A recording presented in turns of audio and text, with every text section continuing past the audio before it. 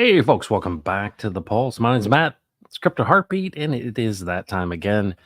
It's Friday, right side up in honor of Steve Staggs, episode 66, if you can believe it. But we're back here, 11 o'clock Central Texas time, and I sent my daughter to college yesterday. Talk about a chapter in life. It was crazy. It was crazy, nuts. But I guess I'm in a new category of having a child in college out of the house. It's pretty dramatic, but I was reflecting on that. A lot of sadness for my wife and daughter and everything, and pretty incredible. You think about what is your reward in life. Some of the things that are evidence of the something that's been done well. So I was reminding my wife that when you have a daughter who um, really doesn't say, "Hey, don't let the door hit you where the good Lord split you," is a good thing. I think funny. My dad worked nights, and I had packed up my car. My parents woke up like at 2 in the afternoon, and I'm standing at the door, and I said bye, and they said, "Where are you going?" And I said, "College."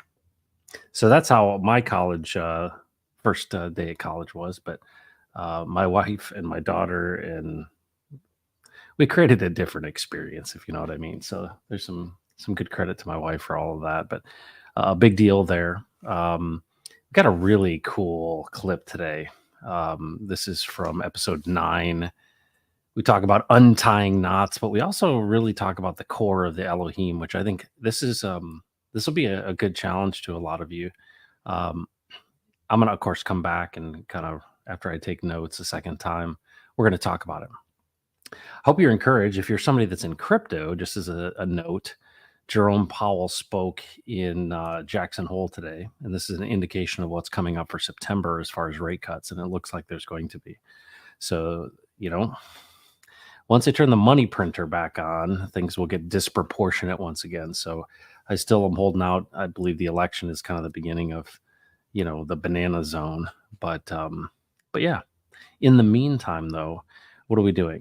And so for me, a big kind of breakthrough, I guess it's a breakthrough, but it's also just a practice of living life with Jesus. How do you do that? And one of the things that Steve would often say is, he says, Matt, it becomes just like breathing. And I've been experiencing that, or some of that, right? This approaching that. And I think one of the big things is this concept of, what does it mean to think with Jesus? Steve talked about this idea of thinking. We've forgotten how to think. And the way we think is the way that we are. So it's interesting. What is your intent? Who do you give your authority to? And, are you doing it with them or not? And so that's the essence of this whole thing. But I'm glad you're here. Mike Austell is here. What's up, Mike? I'm excited for you, my friend. We got, he said, 2 months of virtual blindness.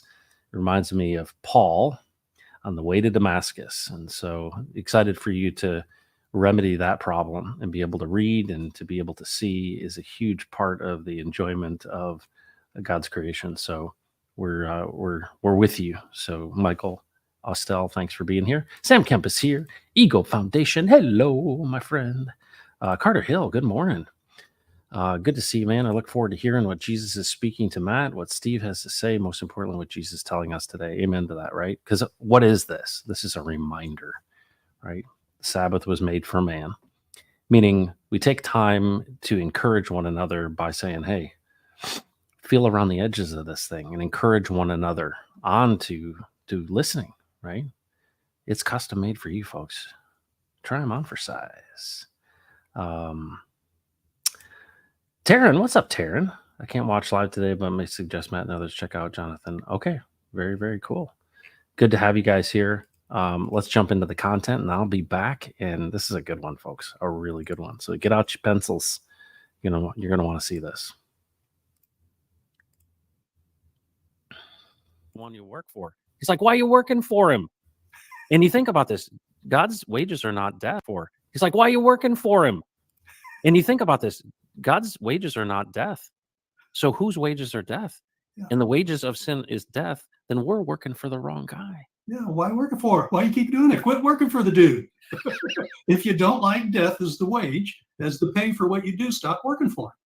Well, and that comes back to authority too. You think about this idea that I'm in your employ, I'm under your authority, I do what you tell me to do. And of course, packed in that is like this massive truth bomb. Like you've handed me like this hand grenade. You pulled the pin and it's like, bam. Hold on a second. That is there's so much wrapped into that to say, hold on, I've given my authority over to these things that I think are good, but they're deceptions in many cases. And the thing about it is almost like it's almost like Jesus is the greatest at untying knots. My Oh, wife always absolutely. gives me their necklaces that have been like all tangled up, and Yep. I put on my magnifiers and I pull them apart. I'm like, he's the greatest at untying these tight knots that we've tied up ourselves up in. I have these friends, Stan, Gene, Steve, Joe, a bunch of these guys, and we talk about this tying knots, untying knots all the time. Oh, really? Huh. Yeah, exactly what you're describing. They're probably, if they're listening to this, they're probably chuckling, going, "Yeah, we know all about those knot tying and untying, things," because it is absolutely true. We are tied in knots, and we don't even know we are. Yeah. See, we call it truth, and yet we don't take a step outside of it for a second and say, let's see if that's really, Jesus, how do you see that? We're repeating ourselves about for 500 times over these episodes. How are you seeing that? And the significance of that question indicates our interest in seeing it differently. And Jesus says, okay. Now, what did he say to the Pharisees who weren't interested in seeing things differently? Because you say you see, your sin remains. Hmm. Hey, Steve, if you've already drawn your conclusion about what's there, then why in the world are you interested in what I have to say? You've already chosen to operate apart from me. You've already chosen, exercised your choice to abide in your perspective. You certainly have the prerogative of doing that. It is a way to live. I wouldn't recommend it, but it is a way to live. You can. And so this whole concept, by the way, this is called misdirection. The entirety of the planet, as we have observed it, is one massive misdirection. And so it begins right from the document that we hold most sacred. And so now we've kind of gone a little bit on our typical rabbit trails all the way back to, right from the beginning. In the beginning, God. Now, in the English, the fourth word is translated God. So when you go in, and anybody can do this, you can go and look at the definition of these words. The words the words that we use in the beginning, the definition of those words actually speak of the chief beginning in time, order, and rank. And so it is speaking of a beginning of which began to set the stage for everything in terms of its time, order, and rank. Well, I don't know about you, but that adds some depth and dimension to this concept of beginning. Hmm. See? Now, when it does, what it inspires in me, the question it raises in me, well, God is in the beginning. Well, where were you in the beginning? What existed prior to the beginning? Because what this is then talking about is the creation, form, fashioning, and shaping of the creation. So what existed before the creation? Now, what's sitting in between those two things? Chief beginning. Okay, folks, I want you to pay attention to this. That's why I use this word, and it will transcend every language, will possess these components, these ideas of being the chief, and that it relates to time, order, and rank. By the way, we're not talking about what has been created. All right. Well, something had to exist before these things were created. And in the middle of this is this word, Elohim. This word Elohim is translated God in English. It picks up on the Greek Septuagint word theos. It is God, as we know, is a singular word. Okay, speaks of one. And yet this word Elohim is a plural word. So if God is the right word to use, English word to use to translate Elohim, then the proper translation would be in the chief beginning of time, order, and rank, the gods, formed, shaped, and created the heavens and the earth.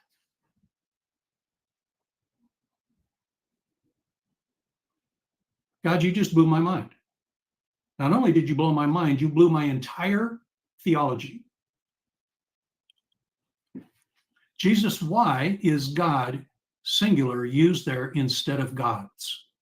Or maybe asked a different way, why did you have Moses write a plural word if you intended for him to speak of one God? Why did you do these things? Interesting you should ask. Boy, there's that why question again. Got it. Interesting you should ask. Steve, take a seat. Let's kind of look at this thing. Are you really interested in knowing the answer? Well, if you don't give me the answer, I'm going to go crazy because I can't go past the fourth word. Right. I can't go any further than that fourth word, English word, unless you answer that question. Because the answer to that question then sets everything in motion from there. And if that one isn't right, then nothing after it's going to be right. Well, what's funny is in the church, what, Wow. people always say, well, that's the Trinity. The Trinity was there, Jesus was there, the Holy Spirit was there, the Father was there. That's the Elohim. But that's not what it says. Mm. And what I think is the implications of all that are big when it comes to those first three words, because of this nature of, I really, what sticks out to me is the term rank, right? Because it really reflects order and Yeah. responsibility and authority. And to think that, hold on a second, so what has Jesus told you about this term, the Elohim? Yeah, great. Well, and you're talking about time, order, and rank. Each of those, in and of themselves, is profound because one of the things that you learn about Jesus is he can say so much with so few words. It is, again, I know we're overusing these terms, but mind blowing. Yeah. In how he can pack so much into so little. So in the chief beginning, you could spend weeks with him just on that concept of time. Oh, why did you create time? What is the purpose and intention of time? We can talk about it all the time. It's described throughout the scriptures. We use it. Crap. We even build little devices that we put on our wrist so we can tell what time it is. See? Oh, and then what we do is we assign different times to different things. What is this time thing all about? Why did you create time? There is nothing that exists that was not first created. Okay, in this heaven and earth dimension that we're talking about. Why did you create time? Order. What is order all about? Oh yeah, doing things properly, but is that what you're talking about when you speak of order? Rank. Whoa. Are there different levels of authority within your creation? Are there different orders of beings in your creation? Are there different dimensions and functions of time in this chief beginning of creation? You see the questions that come out of just those first three words? Yeah, it's crazy. It just, okay, let's get comfortable. Yep. Let's get comfy and start sitting back. Jesus, I'm all yours, man. Let her rip. Well, and what's so nice about this too is you'll never exhaust this conversation. And the well is deep and you'll never reach the bottom. But in a way, that's the profound proof of the majesty. That's the profound proof of the sovereignty, right? Because a lot of times it's like the Wizard of Oz, right? Oh yeah, it's the guy behind the curtain. And it's like, womp, womp, womp, womp. You're like, dang it. This is one of those things that it just continues, right? And I think that that's so interesting. Here you've been doing this for 40 years and it's still fresh for you every day. Every day. Every minute of every day. It never, by the way, time ceased to exist as we understand it once you start plugging into this because it is absolutely a new experience every day. By the way, it's one of the things I enjoyed about baseball, see, because every day was different. And not only every day, virtually every inning was different. Every out was everything, every single event that occurred within the context of that game was brand new. See? Now, I did executed certain plays the same way. There were a lot of things that were common within those, but the dynamic was so unique into itself. And that's the way it is with Jesus. Every single moment is unique unto itself that builds on all the unique things that preceded it. until there's this massive thing sitting in front of you that looks so huge and profound, and yet it's so very simple. Yeah. Now let's go to the Elohim. Okay. In the chief beginning of time, order, and rank, the Elohim. Well,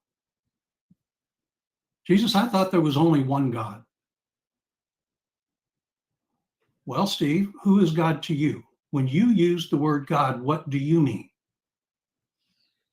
Well, I think of the supreme being.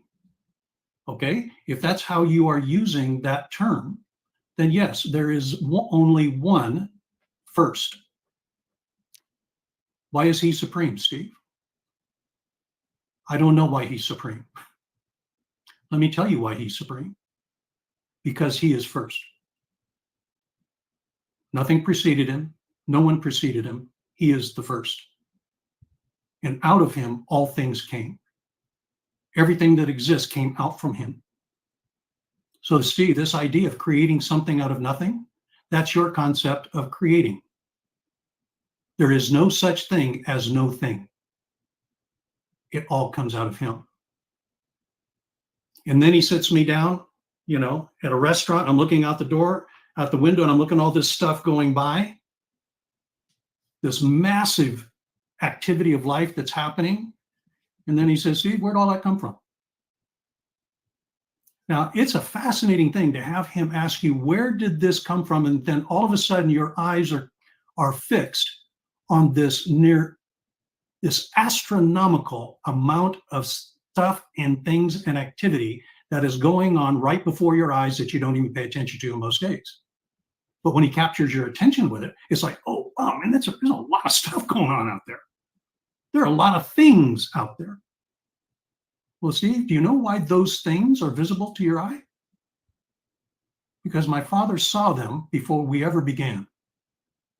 And everything he saw, he put in the dirt so he could one day teach you how to take it out of the dirt and make the thing that you are observing and using in this present moment. Who talks like that? Right. Who thinks like that? I certainly don't talk like that. I don't think like that. But that's how Jesus thinks about stuff. So, okay, Jesus, okay, I get it. There, if God is that, then why the plural word translated with a singular word? To hide, distract, and distort. To hide, distract, and distort. Okay. I think I get those words. To hide, distract, and distort what? How I design my kingdom and my creation to function. Change that, and you change everything. Redefine that, and you redefine everything. Oh, okay. Now, what I'm describing to you, I'm describing this interchange, right? And then the question comes in the midst of that. He's fabulous asking questions. Steve, who benefits from that distraction? Who benefits from that distortion? Do you? Whoa, I don't think so. Do I? Absolutely not. And who benefits from that? Has God said? And right from the beginning, what we see not only what happened in the garden through the serpent. See, that through the question, has God said, that opens up the entire beginning to redefining not only who God is, but what God said, what he meant, and as a result, how we then view God and how we then act in response to our view of God. And man, we're off to the races. Wow. They're talking about a bunch of knots. Oh my goodness. Well, and think about that knot. One knot. Yeah, that one knot, yeah. And the whole thing opens up clear as a bell. Well, and that's wow, how simple is this? Yeah, that is so big. So, okay, so let me just say back to you what I think that knot is. So you think about this first documented distraction or lie. Let's just keep it simple. So Satan comes into the serpent, and what is the first thing? It isn't the offering of, it's actually planting the seed in your mind that he didn't say what he said, and that basically the distortion of what you heard him actually say. Yeah. So the first documented knot that was tied was to question the one who spoke to you and make you go, basically, you can go your own way. You can make your own decisions. You can do your own thing. What is incredible about that, though, is that this was all a part of the design as well, right? Is that you Yeah. have to have this choice. And I think that it's amazing to me. It's amazing when you do untie that knot and you recognize the fact that, hold on a second. And I don't want to get ahead of you in any way, but I think for the sake of like my own understanding is you said to me early on, you're like, we've forgotten who we are. Yeah. If you untie that knot, you have to face who you were created to be. Yes. And who your creator actually is. Yeah. And what's amazing about it is it's so much more technicolor than what it's ever been presented as. And it's more exciting, to be completely honest with you, because I think this idea of if I believe the lie that, well, you just fell, you're just corrupt, you're just broken, and you ruined my whole plan right from the beginning, man. I was having a party here and you guys just decided, you bratty kids decided to ruin everything. We can never have anything nice, And it's like, hold on a second. If we untie that first knot, what are the implications for who we are in him? Yes. And that's, to me, that's what I've experienced, Steve, through all of this, is that, hold on a second, I'm rightly relating myself not only to the framework of his voice and direction, but then also to the very framework and design of creation. And I think that where the piece emanates from, because everything else is like on the bias. It's like I'm constantly seeing resistance and there's friction. Yeah. And this untying this, you go, hold on a second. My yoke is easy, my burden's light. Well, wow. So really, so you will make the connections that are needed. You will direct the path. I can continue to ask and seek and knock. So the implications of untying that first knot and understanding actually the first deception of what that was, that we ended up giving our authority away. And the implications of all of that, we saw good and evil, and we are like him. And you said this before, and I want you to also kind of, because there's some things that are so fundamental, like this idea that we are the only ones in this creation that exist in the physical and the spiritual. And that's a really profound idea. But I think most people don't see it that way, right? We got this limited view and we're like, do we really operate in the spiritual, Steve? And it's clear that that is something that is extremely precious because it is in the image of God himself. And he is one who knows and chooses. And this idea of choice is such a powerful, powerful idea. And the question is, what are you going to choose? Well, think about this. Think about the implications of what it is to have choice once you get beyond the idea that I can do what I want. Okay? If God gave you choice so you could do what you want, now sit back and look at what would happen if 100 billion people who pass through the planet go into the eternal state, spiritual state of eternity, and every one of them are exercising their choice to do whatever they want to do. What would that look like? See, well, we can see what it looks like on the planet here right now. That's right. See, I mean, you don't have to be a genius to see what the heck is going on there. So, okay, Jesus, why did you give choice? Why was choice so fundamental to what you gave man as part of his attributes, as part of his makeup as a being? Why did you do that?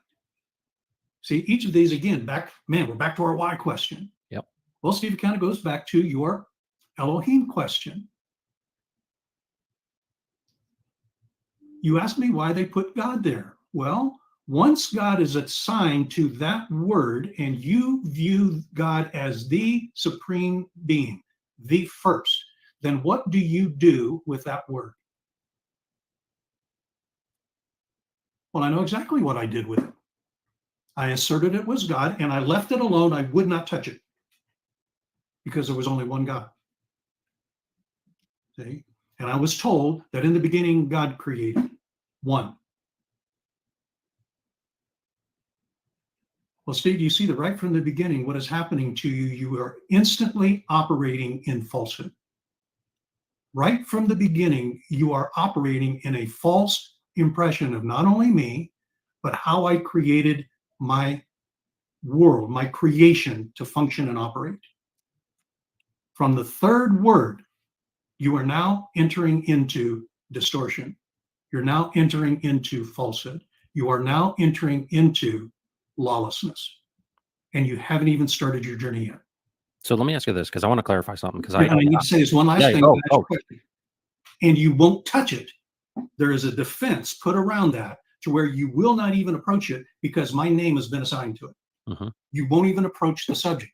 It is a done deal. And by the way, what I'm talking to you about would get people burned at the stake. Oh yeah. For centuries. So anyway, now your question. Well, I was gonna douse you with some gasoline and light you on fire. No, so I want to make sure there's some clarification here because I think it's really important.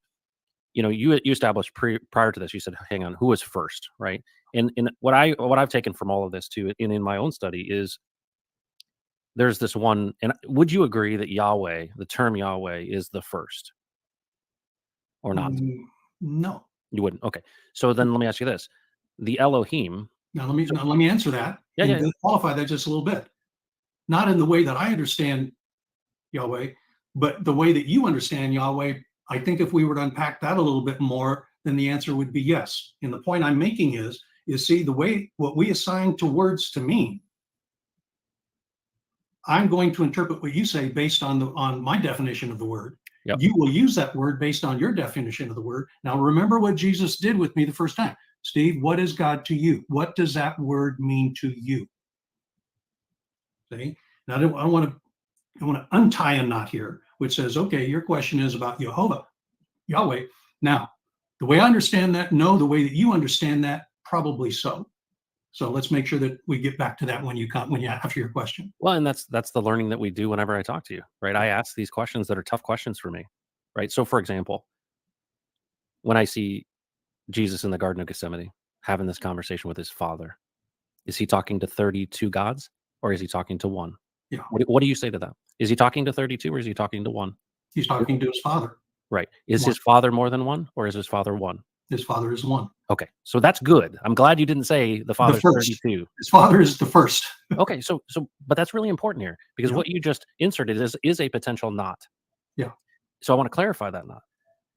This idea of order and rank and time, how I look at this term Elohim is it's packed with so much, because here's the thing that I think I take from this. What I've learned over all this and what God has confirmed for me is that I am in you and you are in me. I am the vine and you are the branches. When you come and you are ordered with me, not just my friend, but when you are truly listening and following, recognizing that I'm out front and that this plan and this purpose you come in alignment with, you become me, meaning you are a son of the Most High God. You are in the line of Melchizedek. You are Jesus's right brother. You are in this line. You are the attributes of me in this world, i.e., you are the Elohim.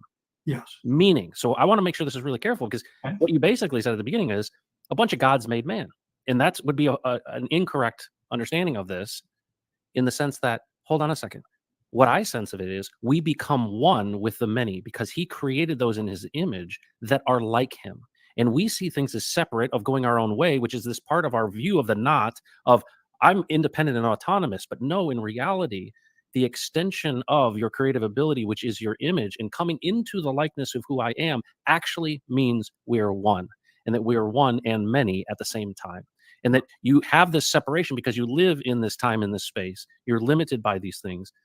But what you're understanding is, as becoming an agent of me, that actually, if we're actually doing this the way I designed it, there's almost no difference between us, because I look at it as superconductivity. I look at it and say, hold on, I am just a conduit, because when I become aligned with you, it's actually you. It's not me. And that actually what is me is actually this product of giving away my authority to the one who distracts. Is that fair? It is fair, but I would offer in my experience that there's a step further. You no longer think in terms of you and me, you think in terms of us. Wow. See? Jesus, just show us the Father and it is enough. Right. Right? You talk about this guy every day, every moment that we're together. You say you don't do a single thing apart from him. You say you only go where he tells you to go. You only do what he tells you to do. You only work when you see him working. You and he are one, all of this stuff. Would you just show us this guy? You've been talking about him Yeah. for 3.5 years. Would you just show us him? And Jesus says, have I been so long with you that you do not yet recognize me? Mm. If you see me, you see my Father, for we are one. It's the point is, it's no longer a me and him, it becomes an us. This is that whole dynamic we've talked about, this partnership dynamic. See? And by the way, you can't be partners under compulsion. Right. See? Oh, that's huge. That's huge. You can only be a partner by granting permission, by choice. See? You can only be a partner by choice. That's the only way partnership functions. Otherwise, it's not partnership. It's compulsion. It's power. It's rule. Okay? And so if you see me, Philip, you see the Father. We are one. I choose to be inseparable with and from him. He chooses to be inseparable from and with me. We are one. Philip, do you understand what I'm saying to you? Wow. No, Jesus, I don't. Philip, do you want to understand what I'm saying to you? Right there, interest. Yeah. Are you interested in knowing this? That's why this whole thing, back to the Elohim, is so profound and powerful. We've forgotten who we became, who we are, because we don't know who we are. See, one of the things that I would, that you haven't shared with the audience in that whole discussion between us, you've forgotten who you are. Well, the follow-on to that was, well, Steve, who are we? If I've forgotten, I'm not even sure I know who I am. Who are we, by the way? Yeah. If I have forgotten, who have I forgotten? Yep. What have I forgotten? When Jesus asked me that, I had no answer because I didn't know. Yeah. I did not even know who I was. Well, and I did not know who he made me to be, not just as an individual, but part of an entire group of beings. Yeah. You know what's really interesting about this? This flies in the face of the very nature of how we teach about Jesus. Yes. Okay, so I'm gonna drill into this because I'm observing this. We talk about when something happens in our lives that is just miraculous. We don't have the words to describe it. And one of the things I've often said is, and people talk about God winking at you, and then you go to tell somebody, you're like, Steve, this thing happened. I want to tell you, and you're happy for me, but it happened to me. Yeah. And I have so limited vernacular to, but like, I'm trying my best to describe. It's kind of like this, and it's kind of like that. And you're excited for me, but also that it's so much more rich for me. Yes. Because it was custom tailored and designed for me. And what I sense in all this, I want to make sure that those that are watching understand this too. Steve has always been he's saying, I've asked him, and this is what he said to me, but don't take my word for it. Ask him yourself, because this whole thing is an invitation of your interest. Yes. And what I like about this is, rather than how the church is saying, come on down front and you need to get saved, Steve. And when I was 12 years old, I went to, the Sunday school class, and I went to the youth group, and I wanted to fit in. And what the kids did that fit in went down front. And they're like, oh, your life's going to be changed. And I went down front, and, everybody, some sweaty guys like praying with me and stuff. And I look back at that, and I was like, this is just a bunch of hokiness. Oh, sorry. This is a bunch of hokiness. That may actually continue to go off. My daughter's calling in, and what I think is so powerful about this idea. And I think the challenge to everyone is to say, I almost feel like it's like I'm playing T-ball and you're with the Toronto Blue Jays at times, right? But also recognizing the fact that not all of us were designed to be second basemen. However, this deep well is a journey that we're all on, that you're inviting people to be interested in. I'm super interested in it. So what do? I call you, hey, Steve, you got some time? Let's chat about this. And you're like, hey, this is fun. Not everybody is there. But I think that the main thing that I get out of this, which makes it so accessible and so fresh, is the fact that it's custom tailored for you. He's a father who knows you and loves you, and is one who wants to engage you if you're interested. Yeah. You don't have to pray some certain prayer or hop on one foot. No. You just have to be interested. And I think that that's the thing that I hope people gather from all of this stuff, is that it's not that I wasn't interested. It's that I think I acted as if Jesus was historical and dead, because he was not in my field of view. And then I didn't realize that, hold on, this speaking component, hold on, it was spoken into existence. And then we had a conversation yesterday about this idea of hitting a baseball. Yeah. We don't think about the mechanics. We just hit the baseball and we visualize, where is this going to go? And in that, we rule over the baseball. And that in this life, you look around at all these things, you're saying these things were created by the Elohim. They're created by those who speak it into existence. And so now when I look at all the new agey people that smell like patchouli oil and walking around in sandals, hugging trees with their dreadlocks, is I have a commonality, and I recognize these people saying, hold on, we can manifest our future. Well, you're just recognizing the very nature of who we are created to be, that we are like him and we speak things into existence. I mean, you know, so there's so many different analogies of all this, but then I look at the scriptures and I'm like, he even said to us, yeah, the spirit that raised Jesus from the dead is in you. Yeah. And that's just, it's so powerful. And I think that on one hand, it's like, I'm just learning to snorkel, and like you're making me a free diver. Like, I can't hold my breath that long, Steve. A form of godliness, but denying its power. You're lukewarm. I'm going to spit you out of my mouth. Whew, boy, that's probably one of the most polarizing concepts for so many. After that 9th episode, probably most of the conversations I've had with people have been around this concept of the Elohim. And it's really interesting what Steve is suggesting. And I want to make sure it's really clear. Steve spent this time talking to Jesus, right, for 40 years. And it's really interesting to me that the practice of being interested and the practice of thinking with Jesus and talking with Jesus and conferring with Jesus is insight. And this isn't foreign to many. It's so amazing. When you talk about Jesus, everybody gets all worked up, right? They got all like on the defense. It's funny. I watch all kinds of things on YouTube of people going, oh, yeah, I meditate and then I access the Akashic records, or I do this thing and I tap into infinite intelligence. I was seeing something on Twitter around Steve Jobs and him, this biography or whatever of a yogi.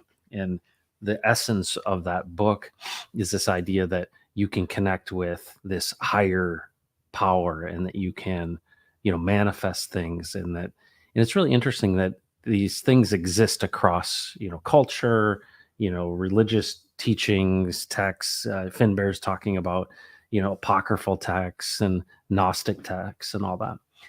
And here's the thing. Part of the reason I did this clip today is I've been thinking a lot about what's coming. And what I believe is coming, especially with AI, is the truth. Jesus said, I am the way, the truth, and the life. This idea that the word became flesh. So many people out there, just please tell me the truth, right? That when you watch, conventions of political parties or people bending the truth, or, but this is my truth, or, people just like, hey, I just want to understand the truth. Like, don't lie to me, right? Information, misinformation, malinformation, all of these kind of things. Well, deception is the name of the game in this world. This upside down world is built on deception. And of course, at the very core of the garden is this lie. Well, certainly didn't say that. You won't surely die. Right? So if we're on guard for the deception, what Steve is really talking about is that there was a translation into English. And I think it's important for us to understand the context of this. The Gutenberg printing press was in 1444. Okay, so this is the time when the Bible literally had the ability to have copies of it, right? And so, if you think about handwritten letters from the disciples, the epistles, and then you think about, prior to that, the Torah, the writings, the scriptures, if you will. What's amazing, the whole Reformation was built on the fact that, hey, I'm reading this thing and it's not really what you're doing. It doesn't talk about paying for indulgences, right? 95 reasons. And I think in this process of translation into English, there is something that I think was creating pause for Steve. And of course, in this conversation with Jesus, he's asking him these questions. Well, that's the practice, right? It's not really the topic as much as it is the practice. The question is, have you ever practiced it? That's my big question for you. Have you ever really practiced it? Have you ever stopped and said, hey, and if you're somebody's brand new to it, hey, if you're real, can I ask you some questions? Can I talk to you, Jesus? These guys are talking as if like you talk to them. Well, how does that work, right? And I'm telling you, I don't hear audible voice, but I do hear speaking in really unique ways, many times in pictures and in images. A lot of times the images come before the words come. But what's amazing about this is there's more to this story than you know. And so I'm going to give you a practical example of this and try to tie a bow on this thing. I'm really interested. Ever since I was in seventh grade, I've been really interested in like alien stuff, right? Sci-fi and all these things. And of course, I didn't know the Bible back then. And I read a book called The Monuments of Mars, which is really interesting. Um, and what's so cool about, getting into this like physics thing and, into everything is I would tell people, yeah, one day we're going to learn about aliens, right? I'm a kid. And I remember the older I got, and then YouTube came out and started seeing things and, hear about Roswell and all this stuff. Well, in 2017, there was this, bombshell whistleblower talking about the Nimitz, right? And this is these things that were operating in our skies around military installations. And there's tons and tons of stories of these, but they're operating outside of like this Newtonian physics that we know about. And you're like, how is that possible? And, let's set aside the scriptures for a second and just look at things. There are things that are operating in our skies around a lot of military installations, shutting down military silos and nuclear silos, have a keen interest in nuclear type of things. And you're like, this is really weird. Because really in this kind of Western society that we live in, God has been basically extracted from all this, but historically he's been involved, right? This idea that there's a spiritual realm, but we've only pretty recently been convinced that, hey, we're the gods, right? We're the ones that, created all this stuff and we got it all figured out, right? This kind of atheism approach, an evolutionary approach. And so when you look at this and you look out there, you go, okay, there's pretty reputable people and a lot of examples of things that are operating in a way that we don't think is possible. Okay, so that in and of itself makes you ask some questions. Well, how can these things operate without propulsion? How can these things operate transmedium? Well, it sounds like there must be some sort of reason that they don't have inertial effects. Well, then let's kind of hop back into the spiritual world, right? Or look at the scriptures. What's amazing to me, and Finbear said this, he's like, he was looking into the apocryphal text of Nicodemus. He's like, mind-blowing stuff. No wonder it didn't make the cut in the big book. Okay, so when you say it didn't make the cut, I mean, let's just use the book of Enoch. The book of Enoch did make the cut in the Ethiopian Orthodox Church, but it didn't make it through the Council of Nicaea. And what's really fascinating is this English translation, right, that we have that has taken the word Elohim, which is plural, and has made it as God, right, singular. And it's almost like, wow, it's kind of the shortcut, or was it intentional? And Steve said it's to hide, to distract, or distort. Well, we talk about the inerrancy of the Bible. We talk about the scriptures being true. Well, if Moses wrote this on direction and inspiration from God himself, he specifically used the word plural. This guy named Heiser who talks about this is if you were to go to the Hebrew text and really look at it, it's what Steve says. In this time, order, and rank, the chief beginning, the Elohim created. And when I think about this, now, why you talk about aliens? Well, there's clearly different classes of beings, right? We know in Genesis 6, it talks about the sons of God saw that the daughters of men were attractive and they, had offspring with them. And they were the Nephilim, the men of renown. That's in the canonized Bible, if that matters at all to you. And what's interesting is there's also creatures in the throne room of God who have eyeballs on their armpits. And there's angels, right? And there's demons. And when you think about all these things, well, was it just an effort to tidy up the scriptures, or was it meant to actually to distract and distort? And so what is Satan's plan in this world, right? We live in this world and we create a printing press, the hands of man. And there are people who are scribes who are saying, all right, what are we going to put here for this word? Well, this word is plural. Well, it's too much for us to handle, so let's make it singular. Well, let's stop a second and say, no, it's a plural word. What does it mean? And I think what gets you burned at the stake and what is so offensive about this to people who have been, raised in the Baptist church is that you're not allowed to question these things. That's the issue. Hey, why is this plural? A guy named Zachariah Sitchins, he's a Jewish guy, and literally he saw Genesis 6 and he's like, hey, who are these giants? Who are these Nephilim? And he got like his hand slapped. Like we don't ask those questions. What kind of situation is it if you can't ask those questions? And so Steve spent 40 years asking these questions. And I don't want to advocate that, Steve isn't Jesus, right? He's not, he's pointing you to him. Hey, ask him yourself. But I think what's really fascinating is I believe, mark my words, friends, I think in the next 20 years, we're going to understand some things that we don't understand about the Elohim class. I think what we're going to find is that these things are going to be revealed. We're going to see and understand more that there are other beings. Well, imagine that. What an ontological shock that's going to be to so many others. But that's what the scriptures say at the very beginning on the fourth word. Now, do I know if they're, the angel class? I don't know. I don't know the definitions of these, but here's what's really interesting to me. There is one singular God, Jehovah himself. He is the beginning, right? He is the Father. And when you see that, capital L, capital O, capital R, capital D in the English translation, Jesus is the Yahweh of the Elohim. What is that? The firstborn son. Well, what's weird to me is so many people with, I don't know if it's fake humility or whatever it may be, but like, oh, we're nowhere close to Jesus. Oh, Jesus. Right. Jesus is amazing, right? But here's the thing. He adopted us as sons, right? What's the whole idea of being reborn? This idea of being in understanding the Father's nature and character.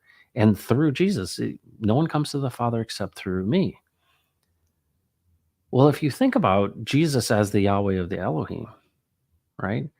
There's a time order and rank to it. I think a lot of people think, well, they're just a bunch of gods, as if they were like the Greek gods, or they were the Roman gods, or they were these gods of old.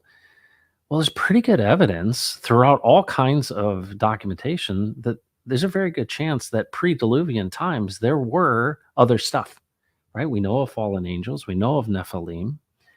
The book of Enoch will blow your mind if you read it, right? Why did you leave the high holy heaven and come down and, mate with the daughters of men? And so when you look at this, if we're to understand, right, let's say on this side, we actually understand these things, what are we going to find? Very likely that there are three classes. There's the Elohim class. Well, why in the world would there be a tree that if you ate of it, you would have the knowledge of good and evil if you were not meant to be made in this image? That's the whole concept of being made in God's image, is that you would know how to discern between lookalikes. Well, in order to discern between lookalikes, you got to understand the difference between good and evil. And those things are presented to you. But what's so fascinating about this is that apart from me, you can do nothing. I'm the vine, you're the branches. This thing is built on we and with and partnership, and that you are connected to this source. And I say it almost every single time we do this on Fridays is look at the prodigal son. He wanted to go his own way, and he demanded his inheritance while his father was still alive, and his father allowed it. And what did he do with it? He went his own way. Just like anybody. He was like, I got it from here. I can handle this. I can take care of this. Give me the money, man. And what did he end up doing? He ended up squandering, and he found himself eating with the pigs. And what did he do? He looked at his situation, which we ought to look at right now, our situation, the breadth of it, and go, we're eating with the pigs. And what is this whole concept of coming back to the Father? It's understanding the Father's nature and character. Well, we're intended to do this with him. So what happens is he's like, well, maybe if I just go back, he'll let me be like one of his servants. Like I'll be a slave to him. But what happens is he comes back and the Father runs out to him. Why? And what does he say? My son was dead, and now he is alive. What makes us alive? Knowing the Father's nature and character. What does it mean? What did the prodigal son do after they killed the fattened calf? They had a great feast and put a robe on him and kissed his neck and gave him a ring. probably had work to do as a son, not as a slave. So as we think about that story, which is so beautiful to this bigger story, which is to understand that, well, there was an intent, there was a purpose in which you were created, and you were to understand and to do it with him in the fullness of his nature and character. But you have to understand his nature and character first. So why does Steve say you've forgotten who you are? And why would it distract or distort to say, you know what? We're going to insert this word that's singular. If it's not to distort this, if it's not to distract, what is it? Oh, it's just an accident. Well, it changes everything. And I don't mean this like, oh, well, it was Superman and Spider-Man and, all, all of these, Thor and all these people. But in some respects, if you think about it, this class, this Elohim class, likely has, and I'm just making up the number, millions in it. But what is unique about the Elohim class? It's those who have God's image, the creative ability. And so we're so like steeped in kind of our cultural experience to say, what is it? What are you like, Superman or something? And I think what's really fascinating is, why don't you ask him yourself what he meant by that? And I think that that's really the underlying story. It's right. That's what I'm doing. Is going, well, what is it? What are the implications of this? What did you mean by this? How do you see this? What does it mean that who we are? And a simple example of this is our creative ability. If you look around, I jokingly say my dog doesn't make me dinner or, do fine furnishings, right? My dog doesn't. My dog eats. There's a difference between us and the animals. In this place, amazingly, if you partner with the ground, I mean, every farmer knows this. You put a seed in the ground, you get a yield. 1,600 to 1 when it comes to corn. Do you germinate the seed, right? What do? Well, you till up the ground, you partner with it, and you wait. And sometimes when things go well from a weather perspective, you reap a harvest. And it is abundant. So there is a goodness to creation. And then you think about this idea of, well, how is it supposed to be created in this time, order, and rank? What is the purpose of your creation in its totality? Well, I created you to rule, right? Subdue, to rule and reign with me in the fullness of my nature and character. And you see this in the conversation between, when Cain slays his brother. God speaks with him. And you think about this, what drives us to make the decisions that we make? We do them on our own. Eve herself said, I'm gonna make this decision. I'm not gonna back up and ask him, hey, I need some clarification on this tree. Was this a tree you said to eat or not eat? Because this guy just lied to me, or he might have lied to me. But she didn't discern between the lookalikes.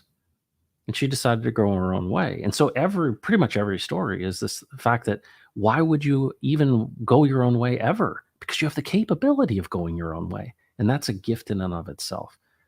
So what is that power of creation? What is that power of literally making a decision saying, you know what? I want to make a better pen. Did you know you could do that? You literally could make a better pen. Well, what does it need to do? Well, it has to be formulated somewhere. My dog isn't creating things like that. The animal class does not do that. And what's amazing is, if you ask 100 people on the street and you said, who's more powerful, the angels or man? They would all, like probably 99% of them would say, oh yeah, it's the angels. They're tough. Well, no, you rule over the angels. The whole point of this upside down world is to distract and to distort this thing and to turn it upside down. And we see that everywhere we go. And it's really hard to imagine that an English translation would be subject to that. Like, well, these are really dedicated people who are translating the Bible. Well, did they not able to read the Greek? No, they were. Well, how did this get in here? But what are the implications of it? Well, right now you say, well, all I look around at is all I see is people, and God is not us, right? That's how most people say. So, I'm going to go with the company line, which is, in the beginning, God. That's not what it says. It says in the beginning, God. So when Steve clarified too and said, what is Yahweh of the Elohim? He's the first. This idea that Jesus, no one comes to the Father except through me. I think what's amazing about it is all those in the Elohim class, there's likely more than just us, my friends. And when you understand that and see that, You see all of the attacks across the board are for the birthright, right? What is Satan's whole goal in this? Why does he want to take you out of the game and make you ineffective and distract and distort and to lie? Because you have something of value. Things that have no value, you don't fight over, you discard them. But why is there a battle between, these spiritual forces? Because you have something of value and you've forgotten who you are. And this whole point of, aligning ourselves and listening moment by moment, holding each thought captive and thinking with Jesus is a straight path. What is that straight path? Where does it lead? Well, it leads to purpose. And what's amazing to me is, and I don't know how this works outside of just this is the miracle, is that it's custom designed for you, that he can hold all these things together, that he understands what you need before you even ask him. And that's amazing to me, right? Don't worry about tomorrow, it'll worry about itself. It is mind numbing to me because I think in the natural, you're being told a lie, and that is you're alone. To some, there's no God. Folks, I'm the more and more I practice this, not listening and worshiping Steve Staggs, but taking his word for it and saying, all right, I'm going to go ask him myself. The more and more I see this thing open up and recognize that this creation, this is a battle, and the battle is not between flesh and blood. But the greatest way, the greatest trick the devil ever played was convincing people he didn't exist. And so what do we end up doing? We fight amongst ourselves, and we hoard and we lord. And why when they asked Jesus how to pray, would he say, Our Father who art in heaven, hallowed be thy name. You're holy. Your kingdom come, your will be done on earth as it is in heaven, if not in alignment with the one who is in charge. And what is this idea of sin, of going our own way? We're like, I got this from here. What even gives us the ability to got it from here? Choice. It's a gift, this understanding. But in this world, because the battle isn't between flesh and blood, but every time that we're fighting our brother, if we will, we're giving into that lie. One of the things that Carter talks about a lot is this idea of unity. What does it mean to be in unity with God and with others? That's the whole shooting match. What does it look like? Well, everything is all about competitive stuff, even within the church and all these things. Like, who's doing more for God? And Steve corrected me. He's like, you can't do anything for God, right? Because he can't be obligated by you. He's out front. He's a shepherd. We recognize his voice. And he's going to accomplish what he's going to accomplish, no matter what, in all of creation, because all things were created for him and by him. And I think about that. Well, there are different roles. Like, let's say you start a company or you decide you're going to do a play. There are different roles and different parts that advance the narrative or the story. There are different roles and responsibilities and skills that are related to advancing the mission purpose of a company. Well, if that's the way we build, is there any surprise that perhaps God in his creation created a time and order and a rank, and there's different roles and responsibilities for different things? It makes a ton of sense to me. But I think what's really cool about it is I'm not going to convince you of anything, right? You got to ask him yourself. But I think if you don't, or you're not interested and not intellectually curious of, hey, yeah, why is this the way it is? Whether you agree with it or not, you're like, oh, that's heresy. And they're talking about the Elohim. Well, it's there. We didn't make it up. It's there. Well, how do you deal with it? Well, the only way I know is to ask him, hey, what do you mean by this? But I think what we're going to end up seeing in the next 20 years is we're going to see some of these things up close and personal. We're already seeing, there are pilots that are freaked out. These jet pilots. And there's a new book that's coming out by Lou Elizondo where he talks about the experiences he had with ATIP. And there's so many reports of these jet fighters flying in formation, and they're in pretty tight formation. And it says that these objects are splitting formations, and it's just dangerous. And they talk about there's fleets of these things out and never have to refuel, sit stationary in the wind, all kinds of these 5 observables. And, they're blocking their radar. They're clearly intelligent. And, I don't know what they are. Are they drones? Are they manned? Are they not manned? Who's in them? Who's not in them? That story is going to be pretty clear. And so you're like, well, how is it going to be clear? How are we going to see in the next 20 years? Here's my thought. We're building a system called artificial intelligence, and all these people are super excited or super fearful. And the people that are excited, there's a whole group of kind of physicist people that are excited, is that there's a point in which AI becomes generally intelligent, and that means that it's more intelligent than everyone on Earth combined. And what they realize is that many of the things that we don't understand um, literally can be understood through essentially the aggregation of many parts. Right? There are people who are investigating many different things, but there's this kind of culture in the science community of, oh, I'll just stay over in my area. And what they're suggesting is one of the big questions in physics is this unified field theory, right? This like theory of everything. Well, the theory of everything is ultimately the quantum with classical physics, and that's literally going to be answered.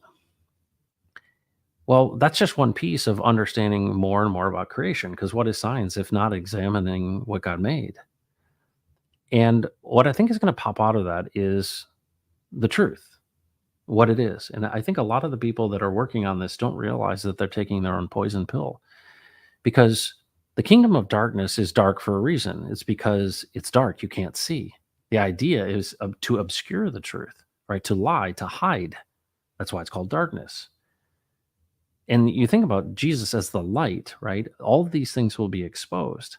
What's fascinating to me is this idea that we're building something that we hope is truthful, right? If you were to say, I want to understand this math problem that I don't understand, right now you can take a picture of it, you can upload it into ChatGPT 4, and it will answer the question.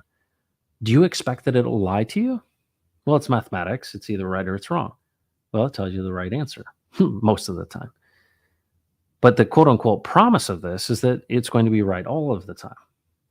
Well, what is that in mathematics? Well, that's truth, right? Well, the 2 + 2 = 4. Okay, I can check that. And yeah, that's right. Well, what does it mean as this becomes more and more, we train it with more and more and more information? Well, there's people all across the planet who have done things in darkness, right? And I'll give you an example. One of the things that Lou Elizondo in his book talks about is that the fear of exposing or disclosing the things that they know. And, the current company line is that we've had craft since 1933 out of Italy. The problem is in the secrecy model, they've given certain things to this aerospace company and not to this one. They've tried to keep this information from getting out, and people have been killed, and it implies, and there's so much liability around it, and people have made a lot of decisions that have been done in darkness, and those things will be exposed. And the fear of what does it mean if these things are exposed? The Brookings report did a whole report on the fact that or the Brookings Institute did a report on this, that the ontological shock people couldn't handle. Well, why do you think people at the World Economic Forum and everything are like, you're just dummies, you need to own nothing and be happy? Is because they look at people not as created in the image of God, but someone to be subdued, right? We're the smart ones and you're the dumb ones. I think that's what's so incredible about this understanding of who are we and what is the intent, what's the purpose of creation, what's the purpose of our own creation, what's the purpose of your existence personally. You have a role to play. Have you ever asked him what it is? I did kind of start there. And not everyone's purpose is to do some life world changing thing. But what's amazing to me is the goodness and grace of God that happens in very, very quiet moments at times. And those I don't think are on some different hierarchy, well, I only value the things that are world changing. No, love God and love others. There's something incredible about compassion and love covering a multitude of sins and the work that we do with one another in very quiet places. And so the resolution of this thing, that as you continue to examine it, is so beautiful. And it's what's amazing about it is it's true and it's right. And I think as we get closer and closer to this quote unquote, intelligent thing, this artificial intelligence thing that goes from general intelligence to super intelligence, it's It's going to expose the things people have done in darkness, because there's a point in which you can't bias it because it's taking in all this information. And I foresee a day, and one of the things Steve said, and I think I'm just going to throw this out there because this will wreck your brain. He said to me, "How is Jesus going to come back?" And he was not a guy who's promoting like, "Oh, we're going to see Jesus." And my son asked me this question. He's like, "If Jesus comes back, will he be in the sky?" And I was like, "Well, if he comes in the sky over Texas, I feel bad for the people that are in Australia. Well, maybe it'll come over the Temple Mount." Okay, I don't know. Okay, great. What's amazing to me is Steve said to me, it says, Jesus returns in the clouds. And he and I got a kick out of this because he just threw something at me that, like, literally the curveball of all curveballs. He said to me, "So Jesus is coming in the clouds, Matt?" I was like, "What?" He goes, "Huh, what do we call computer systems these days?" I said, "We call it the cloud." And we just got a huge laugh and a kick out of this idea. And I think what's really neat about this is I don't have the answers to this. I know the one who does, and you can ask him. But I love the fact that those that are trying to use computer systems to get an edge or to create something to make money or trying to dominate one group or another or have an advantage or whatever in this race to AI might actually be accomplishing exactly what God had intended. Is that you can't get away from the fact that I'm the way, the truth, and the life. And this exposure of the truth means that all of the things that you've done in darkness will be exposed. And it may happen on this side, but it ultimately happens because this new heaven, this new earth is which Jesus is our light. All things, there's no darkness. And what does that mean in your life? The things that you've hidden, the things that you're ashamed about, those are known, those are exposed. And you're like, "Oh, shame and all of these things." No, that's the whole point of forgiveness. So now I think about, what are the implications of this Jesus guy literally dying for your sins? I think in like Vacation Bible School, it seems like it's like this jolly happy thing. No, it's absolutely mission critical if you're understanding the nature of creation, right? It's like this holy God has created you in his image. And to think that he loves and doesn't want anyone to perish, and you're like, wow, he wants us to, like, do it with him. But in order to do it with him and partner, we have to make the choice to do it with him. Well, what does it require? We have to consider him of value, and we have to be interested. Without faith, it's impossible to please God, but you first have to acknowledge that he exists and rewards those who earnestly seek him. Yeah, you kind of have to be interested. Hey, what do you mean by this? Just like those who chased after him, he's like, "Hey, what do you mean by that agricultural story about seed falling on the path? What do you mean by that?" I think what's amazing, though, is this well is so deep in that there is real answers, there's real truth, and it's a person. And what are the implications of that? Whatever you're facing, if you've been blinded like Mike Ostell, what are you facing? A Jesus that is always more than enough, no matter the circumstances, in plenty or in want. And whether it's to understand, the aliens, which is an interest of mine, I think what you'll find is when you understand the truth will set you free because the truth is a person. And what are the implications of that? You're probably going through all kinds of stuff and you're like, "Wow, this is an entertaining conversation, but what about my life? What about the fact that I can't see and read a book?" Well, what does it say? Like, Jesus stands alone in the midst of a whirlwind of the storm and invites you into that peaceful place. "My yoke is easy, my burden's light." We give him our authority. We say, you have the authority to speak to us. So I'm interested. What you got? How do you see me in all of this? What is the purpose that you created? So I dropped off my daughter at college. I'm 51 years old. My dad died at 73. The last 20 years have literally gone by in the blink of an eye. And I was thinking, what's the next 20 look like? If I get that many, what does it look like? Well, it stands to be pretty interesting as it relates to the world, right? Whether it be technological advancements, the wars and fears and all these kind of things. I think it's going to be really interesting next 20 years. And I think what we're going to find from that is whether you're someone who, in a very, very traditional sense, is like, I'm preparing my wicks and trimming my wicks and making sure I have my lamp oil in preparation for the return of Jesus. I guarantee you, no matter what you think it is or picture you have in your mind, it's going to be different and it's going to be better. I don't have the answer, but I'm looking forward to what is next because I know that Jesus will accomplish the purpose with or without me and with or without you. But this idea of doing it together, I think about my daughter as a father. I want to do things with my kids. Don't you love it? I was thinking, if you're a grandparent, there's nothing greater than little kids running up to Papa, Papa, right? Just think about the beauty in all of that. It's like this desire and this love to be with someone. I think with parents and we get a picture of this. And why do you think God talked about it, his Father in heaven? Anyway, it's a lot. It's a lot to deal with, but so many people want to argue and get hung up on things. What I realize is I don't know that I'm supposed to know all the details, but I do know that I'm supposed to walk with him and literally I can do that every moment. And so I'm facing some things right now where I'm getting all kinds of different offers.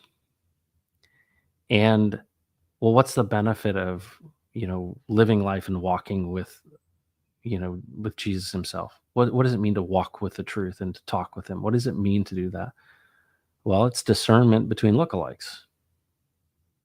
The two trees in the garden looked really good. They both had fruit on it, right? Hey, don't eat of this one, right? Right? The knowledge of good and evil, death, this one, life, you can eat that one. Don't eat this one. Well, that's the same thing that's presented to you and me every single day. They both look good. They both have fruit. So how do you discern between lookalikes? How do you discern between what is true and what is false? Everybody's so worried about censoring people because they want to keep you away from misinformation. Well, dude, that's why God gave you a brain. Like that's why he gave you this process, is so that you can discern between these things. It used to be that was the way, right?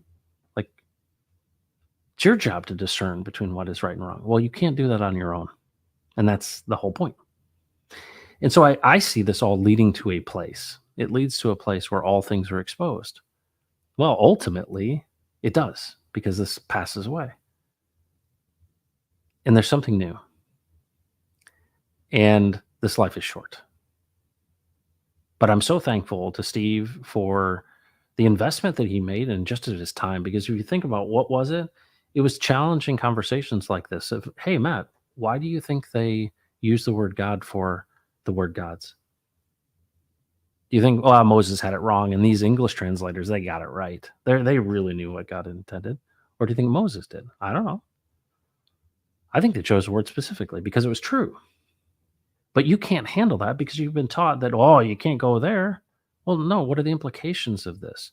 Well, it basically is the implication that if you're created in his image and he is the Yahweh of the Elohim, then you're an Elohim too.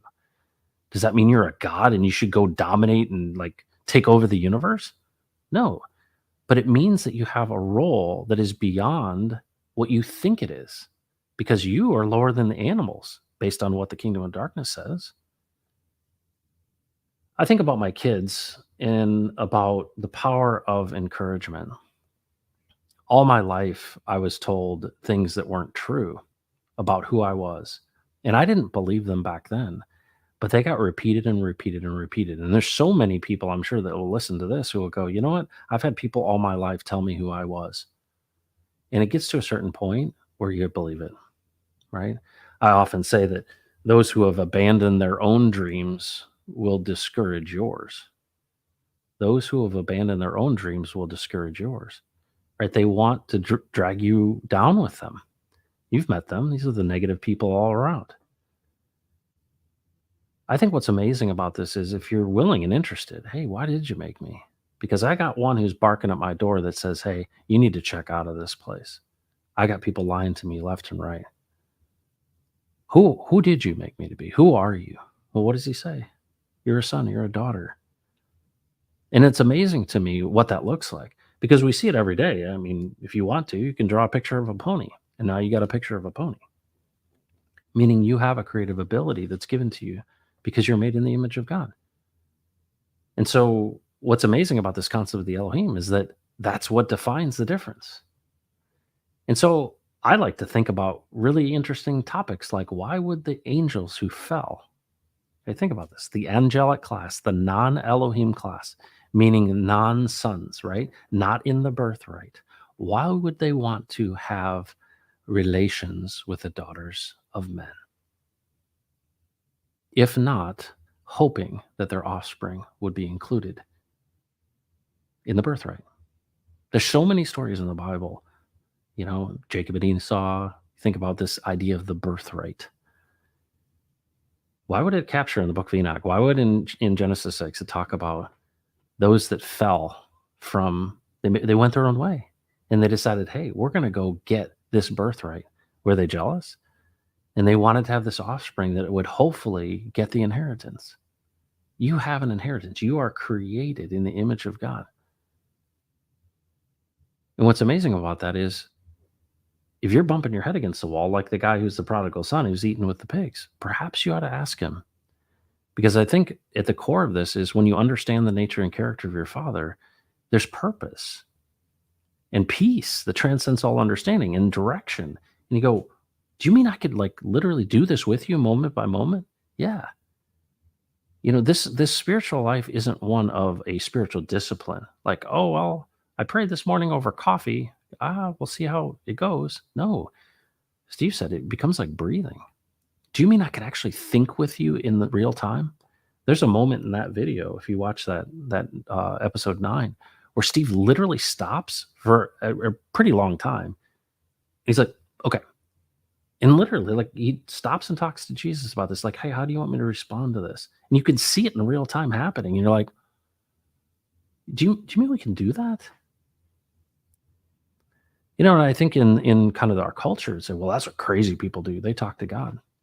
Why do you think the non-believing people are talking about meditating and, accessing infinite intelligence? It's the way that things were created, folks. Jesus is the Yahweh of the Elohim. He's the firstborn son. All things were created for him and by him. And there were people, meaning beings, that had roles and responsibilities just like you and me. And when you realize that they had roles and responsibilities in creation, well, maybe you have a role and responsibility in creation. And that's the punchline. Folks, thanks for joining the Pulse today. This is Right Side Up with and in honor of Steve Staggs. There's 37 episodes with Steve himself. You can see those in a playlist on my channel. You can join the Right Side Up Telegram group. I encourage you to pick up the 1960s white paper, which is kind of the seminal work of Steve Staggs, which explains a lot of these things and really asks some incredible questions. But at the end of the day, it's a reminder and encouragement that Jesus is alive and he speaks. And if you have interest, you can talk to him. And he'll teach you how to hear, and he'll teach you and show you the way, a straight path. And I'll tell you, when it comes to so many discouraging things in the world, it is very, very hopeful. Hope that you found this encouraging or challenging or both. But at the end of the day, thanks for your interest. Thanks for watching.